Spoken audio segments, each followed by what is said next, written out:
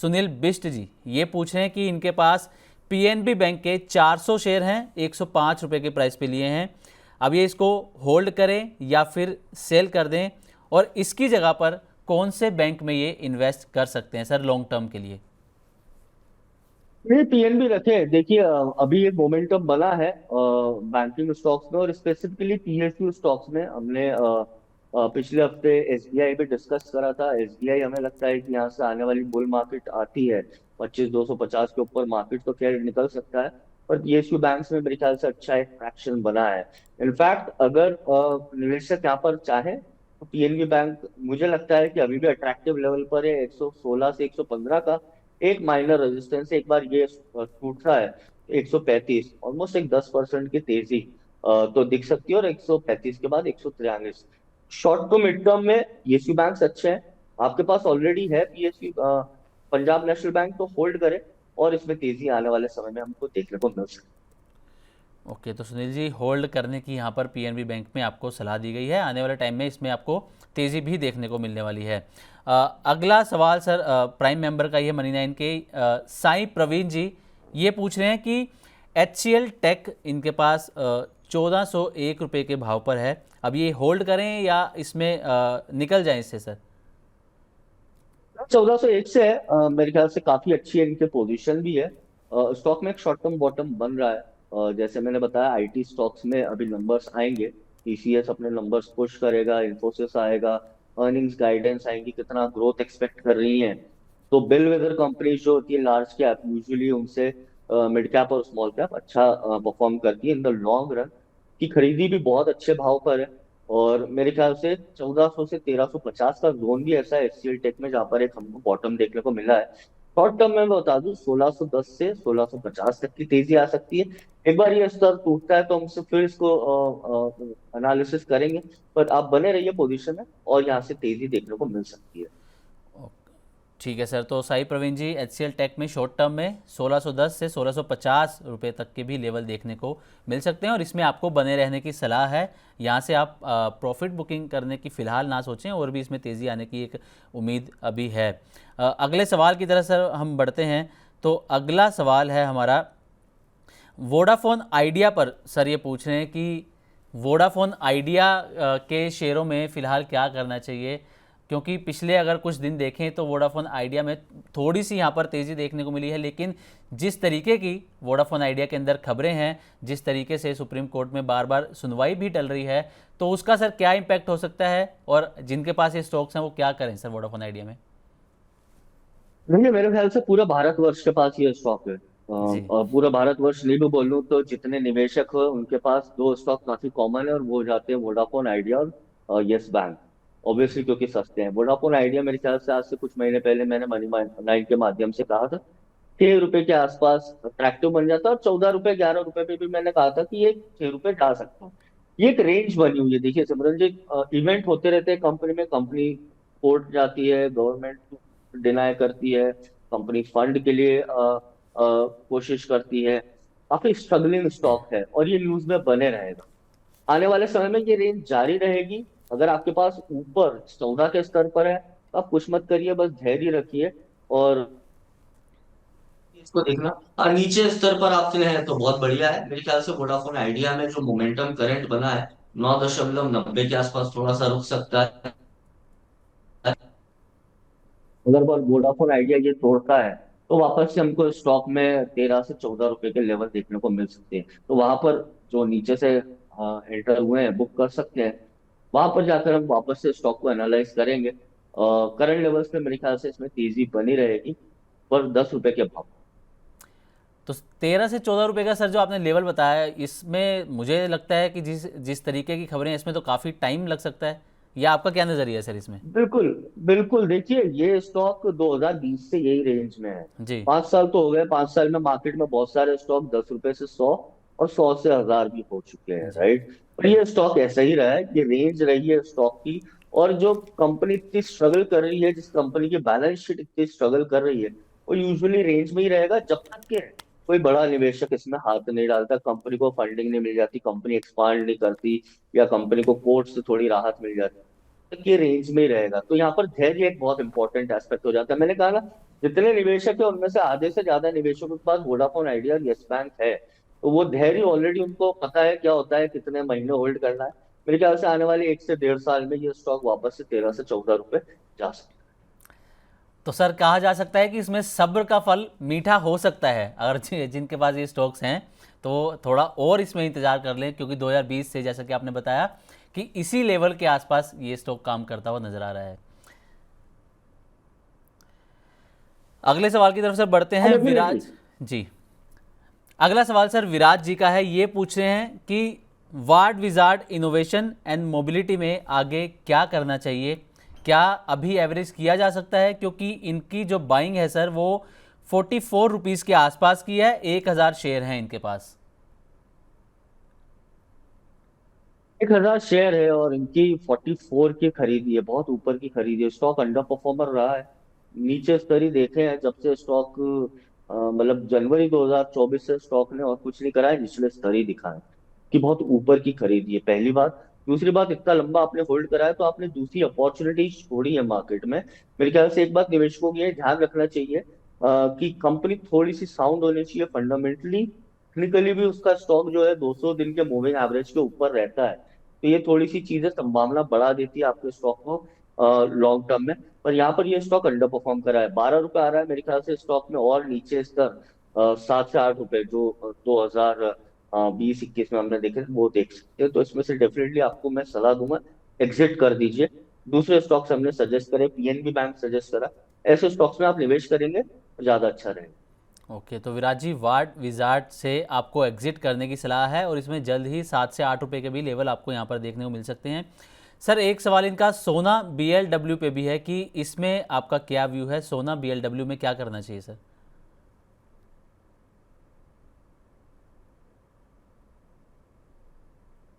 ये same structure है, पर ये वही 2024 से स्टॉक करेक्ट हो रहा है।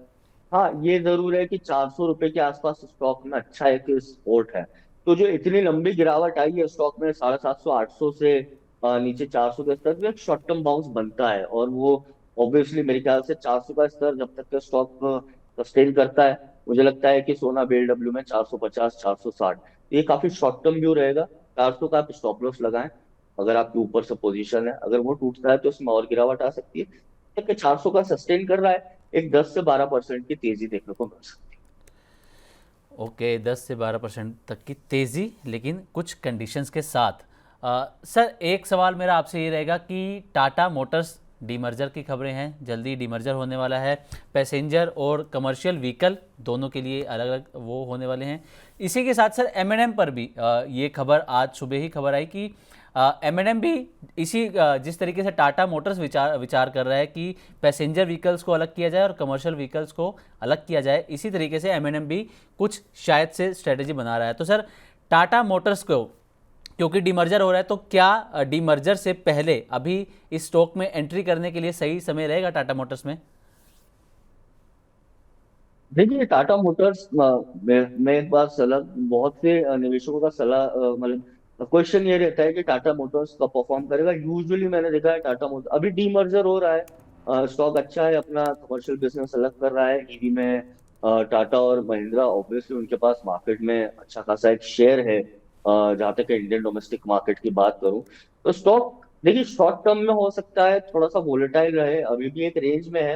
डीमर्जर की खबरें आ रही है, स्टॉक ने पिछले कुछ महीनों में ऊपर में 720 730 और नीचे में 630, ये स्तर ऐसे है जिस जो एक रेंज है, तो मोटा मोटा मैं कहूँ 15% की एक रेंज रही है। अगर आपका नजरिया काफी लंबा है, Tata Motors is very good stock, ऊपर 1100 से हमको 700 से 600 के भाव पर मिल रहा है, तो ऑब्वियसली डिस्काउंटेड तो है। अच्छी बात यह है कि ये 2014 और 2017 का जो ऑल टाइम हाई था, तब ये स्टॉक स्प्लिट नहीं हुआ था, 1152 का हाई था वो, उसके बाद स्प्लिट हुआ, बोनस मिला स्टॉक में, इसके ऊपर ही सस्टेन करेगा। तो 600 एक बेस केस है टाटा मोटर्स में, यहाँ पर ये स्टॉक अट्रैक्टिव बन जाता है। डीमर्जर की खबरें आ रही है, आपको स्टॉक एक रेंज में मिल रहा है, 1100 का स्टॉक, 1200 का मार्केट लीडर आपको ऑब्वियसली एक 40% डिस्काउंट में मिल रहा है। नजरिया आपका लंबा रखे और टाटा मोटर्स को आपके पोर्टफोलियो में ऐड कर सकते हैं। शॉर्ट टर्म में मुझे लगता है जब तक कि रेंज के बाहर नहीं निकलेगा तो इसमें एक कॉल लेना थोड़ा सा मुश्किल हो जाएगा, और लॉन्ग टर्म में डेफिनेटली स्टॉक अच्छा है। ओके, तो लॉन्ग टर्म के लिए टाटा मोटर्स एक अच्छा स्टॉक आपके लिए हो सकता है। और सर एम का भी आपसे जानना चाहेंगे सर, एम पर आपका क्या व्यू है सर? टोटली आउट परफॉर्म करा है। ऑटो सेक्टर को स्पेसिफिकली किसी ने लीड करा है। स्पेसिफिकली अगर मैं फोर व्हीलर्स की बात करूं तो वो M&M ही रहा है।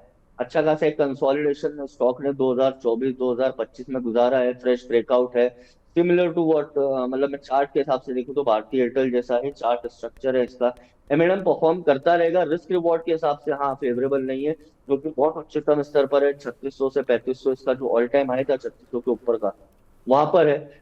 एमएनएम मुझे लगता है कि 3100 से 3200 की जोन में अगर आता है तो अच्छा एक सपोर्ट है उसका, वहां पर उसको अक्यूमुलेट कर सकते हैं। तो फिलहाल मैं एमएनएम को अवॉइड करूंगा शॉर्ट टर्म में। टाटा मोटर्स में ओवरऑल लॉन्ग टर्म में मैं बुलिश। ओके, सर मेरा अगला सवाल भी इसी सेक्टर से जुड़ा हुआ है कि पिछले अगर हम कुछ दिन देखें, 10 से 15 दिन 20 दिन देखें, तो ऑटो सेक्टर के लिए काफ़ी अच्छे दिन रहे हैं जब से जीएसटी रिफॉर्म हुआ है। कंपनियों की सेल में अच्छी खासी यहाँ पर ग्रोथ देखने को मिली है। तो क्या ये ऑटो सेक्टर के अंदर एंट्री करने का क्या ये सही समय है, या फिर अब यहाँ से इंतज़ार करना चाहिए, अभी थोड़ा वेट करना चाहिए कि ज़्यादा तेज़ी इस सेक्टर में आ चुकी है? देखिए काफी कुछ पिछला एक साल से 1.5 साल जो रहा है ऑटो स्पेस में, स्पेसिफिकली बात करूं तो इन्वेंट्री काफी बिल्टअप हो गई थी। जी। आप देखिए, और ऑटो स्पेस में एक दबाव था मार्जिन को लेके। ऑब्वियसली सेल्स कहीं ना कहीं हर्ट हो रही थी। जीएसटी का जो एक बेनिफिट आया है, जैसे हमने ओवरऑल पूरी इंडस्ट्री में बात करूं, कार मैन्युफैक्चरिंग से लेकर कार, तो डेफिनेटली बुलिश है। मेरे ख्याल से शॉर्ट टर्म में हो सकता है कि हमने एकदम से स्पाइक देखा हो ऑटो स्पेस में, जो एक करेक्शन है हो सकता हो वो एक एंड पे आ रहा हो, वह अंडर परफॉर्मेंस रहा हो काफी कुछ कंपनीज का। पर मुझे लगता है कि निफ्टी ऑटो जो है एक साइडवेज कंसोलिडेशन के थ्रू जा रही है। जो इसमें गिरावट है ऊपर, आप देखिए थोड़ा सा रेजिस्टेंस है 28,000 का। ऑटो स्पेस में गिरावट के बाद जो रिकवर करा ऑल टाइम हाई के पास आया।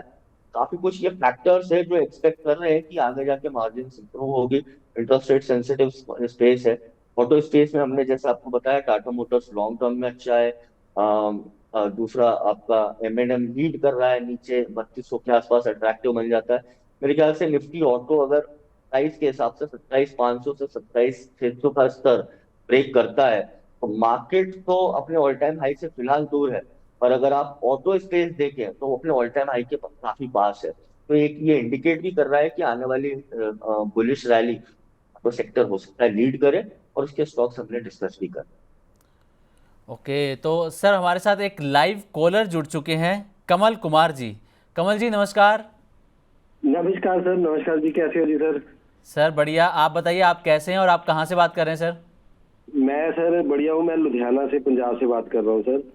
लुधियाना से। तो कमल जी, लुधियाना में पंजाब में सिचुएशन कैसी है अभी? मतलब कुछ दिन पहले बाढ़ से काफ़ी हालात ख़राब थे, तो अभी सिचुएशन हाँ कैसी है सर? हाँ, अब सब कुछ कंट्रोल में सर। क्लाइमेट अब बिल्कुल ठीक है। आउटर एरिया ज्यादा अफेक्टेड था, सिटी में कम ही थे रीजन इसके। अभी ओके, ठीक है। ठीक ठीक है सर। तो कमल जी आपका क्या सवाल है, आप हमारे गेस्ट से पूछ सकते हैं सर। जी सर जी, मेरा सर सवाल है, दो सवाल है। एक पहला रेन इंडस्ट्रीज है। ओके। इसके मेरे पास 100 शेयर है, 153 रुपए लिए हुए हैं और अप्रोक्सीमेट 2 महीने हो गए हैं। ठीक तो है। इसके लिए मुझे आगे क्या स्ट्रेटेजी बनानी होगी? और एक और मेरा सवाल होगा साथ में, ग्रीव्स कॉटन पे। ओके, ग्रीव्स ये मैंने कॉटन लिया पे। हुआ है 197 पे, और 60 की क्वांटिटी 3 महीने पहले लिया हुआ है। कितने पर बाइंग है सर आपकी ग्रीव्स कॉटन की? 197 पे 197 पर बाइंग है आपकी। ओके, ग्रीव्स कॉटन की। ठीक है सर। तो सर इनके दो सवाल हैं। रेन इंडस्ट्रीज़ के इनके पास 100 शेयर हैं, ये उस पर जानना चाहते हैं आपसे कि क्या स्ट्रेटेजी रखी है। और दूसरा ग्रीव्स कॉटन, इनकी बाइंग है 197 रुपीज़ की। तो दोनों पर सर ये आपकी स्ट्रेटेजी जानना चाहेंगे कि क्या स्ट्रेटेजी लेकर चल सकते हैं आगे। जी बिल्कुल, देखिए मैं रेन इंडस्ट्रीज का बता दूं, 153 पे इनकी खरीदी है, 100 शेयर है उसके। यूजुअली देखिए 2021-22 से इंडस्ट्री साइडवेज रहा है। ऑब्वियसली एक अच्छी रैली आई थी 2017-18 में, पर वो काफी कुछ बस से रिफ्लेक्ट नहीं कर पाया स्टॉक। तो प्राइस के हिसाब से मुझे लगता है कि रेन इंडस्ट्रीज 120 से 130 की रेंज के आसपास अट्रैक्टिव बन जाता है। पिछले 4-5 साल में देखें, जब भी ये इस स्तर पर आता है स्टॉक में अच्छी तेजी दिखती है, स्टॉक वापस से 200 का लेवल देखता है। तो आपकी खरीदी 153 की है। मुझे लगता है 120 से 130 के आसपास स्टॉक को बॉटम आउट होना चाहिए। थोड़ा सा पेशेंस इसलिए लगेगा क्योंकि स्टॉक साइडवेज है। आपका नजरिया थोड़ा सा 6 महीने का रखें। मेरे ख्याल से रेन इंडस्ट्रीज में आप 160 और 180 तक का लेवल देखने को मिल सकता है। 120 का स्टॉप लॉस रहेगा। रीव कॉटन में इनकी जो खरीदी है 208 रुपये आ रहा है ऊपर। इनकी इनकी खरीदी खरीदी सर भाव क्या था? 197 की है। आपकी खरीदी काफी अच्छी है और 195 194 इसका प्रीवियस स्विंग लो है। स्टॉक चैनल में है। प्रीवियस स्विंग लो 194 का है, तो आपकी कॉस्ट के पास ही है रिस्क। मेरे ख्याल से मुश्किल से 2% की रिस्क होगी। 194 का आप स्टॉप लॉस लगाइए क्लोजिंग बेसिस पे। स्टॉक ये लेवल तोड़ेगा तो इसमें गिरावट आएगी, वरना जो ओवरऑल फॉर्मेशन है ग्रीव्स कॉटन का वो ये संकेत दे रहा है कि स्टॉक में वापस से एक बार 201 से 202 के आसपास तेजी बननी चाहिए। 224 से 225 के आसपास आप प्रॉफिट बुक कर सकते ओके, तो कमल जी, रेन इंडस्ट्रीज में सर की सलाह है कि आपको थोड़ा पेशेंस यहाँ पर रखना होगा। 6 महीने में आपको 160 से 180 रुपये तक के भी लेवल देखने को मिल सकते हैं, लेकिन एक स्टॉप लॉस ज़रूर मेंटेन करके चलिएगा 120 रुपीज़ का, 120 रुपये का। और ग्रीव्स कॉटन भी सर ने आपको पूरी स्ट्रेटेजी बता दी उसमें कि आपकी बाइंग अच्छे लेवल पर है और आगे उसमें कितनी तेज़ी की उम्मीद है। अगले सवाल की तरफ सर हम बढ़ते हैं। अगला सवाल हमारे अमन जी हमसे पूछ रहे हैं कि आईआरएम एनर्जी, इनकी जो बाइंग है वो 385 रुपीज़ की है और सफारी इंडस्ट्रीज़ 2200 रुपये पर इनकी बाइंग है सर। अब ये पूछ रहे हैं कि इनमें क्या करना चाहिए, होल्ड करें या फिर सेल कर दे दोनों शेयर्स।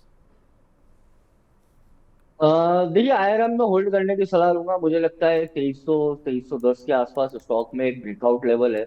अगर 2310 का स्टॉक लेवल तोड़ता है तो फिर तो पाथ ऑफ लीस्ट रेजिस्टेंस जैसे हम बोलते हैं कि ज्यादा ऊपर इसमें बिकवाली का इतने जोन या प्राइस नहीं है। ऊपर सीधे फिर 2740 से 2640 के स्तर देखने को मिल सकते हैं। तो फिलहाल मैं सफारी इंडस्ट्रीज में तो होल्ड करने की सलाह दूंगा। नीचे में मुझे लगता है 2150 काफी अच्छा सपोर्ट है।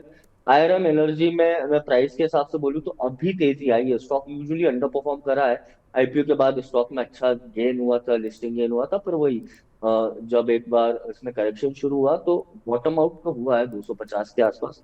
अभी फिलहाल तेजी आई है। अब ये तेजी पिछले 1 से 2 महीने में आई। अब कितना ये सस्टेन करता है वो इंपॉर्टेंट फैक्टर बन जाता है। तो नीचे में 320 के ऊपर जब तक का स्टॉक सस्टेन कर रहा है, मेरे ख्याल से आयरन एनर्जी भी आप होल्ड कर सकते हैं। अगर रैली कंटिन्यू रहती है तो इसमें 390 से 400 का स्तर देखने को मिल सकता है, पर हाँ 3 से 6 महीने का एक नजरिया आपको लेकर चलना पड़ेगा। Sir safari industries. Safari industries definitely मैंने सफारी इंडस्ट्रीज का कहा है ना, होल्ड जी करना जी है जी। स्टॉक में। ऊपर में मुझे लगता है सफारी इंडस्ट्रीज में अच्छा ब्रेकआउट पॉइंट है। 2250 के स्तर पर ट्रेड कर रहा है। 2320 का एक ऐसा स्तर है जो स्टॉक ने झेला है, जहां पर बिकवाली प्रेशर जून 2025 में भी स्टॉक वो लेवल तक गया था, फिर उसमें गिरावट आई थी। 2320 का अगर तोड़ता है तो बहुत अच्छी बात है। फिर तो स्टॉक में ऊपर 10 से 12%, 15% की और तेजी और ऑल टाइम हाई जो 2700 का है वहां तक के जा सकता है। पर धैर्य रखना होगा। 3 से 6 महीने का मैं आपको एक होल्डिंग पीरियड दूंगा। 2320 अगर तोड़ेगा काफी अच्छा है। नीचे में स्टॉक में 2150 का अच्छा स्तर है। अगर चाहे तो वो स्टॉप लॉस लगाकर आप ये होल्ड करें। ओके, तो अगला सवाल एक लेते हैं सर। वैभव यादव जी ये पूछ रहे हैं कि पूनावाला फिनकोप और लेमन ट्री, क्या इनमें अभी बाइंग कर सकते हैं दोनों में। देखिए लेमन ट्री हमने पूना वाला फिनकॉर्प में बता देता हूँ। अच्छा स्टॉक है, आउट परफॉर्म कर रहा है। ओवरऑल ट्रेंड पॉजिटिव है। स्टॉक का फ्रेश ब्रेकआउट है।